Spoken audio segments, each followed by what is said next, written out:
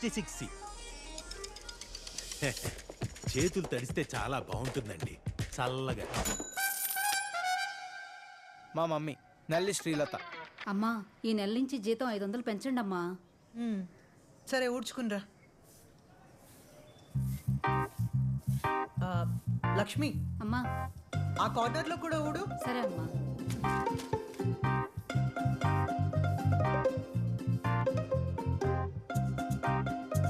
అమ్మా, ఈ నెల జీతం.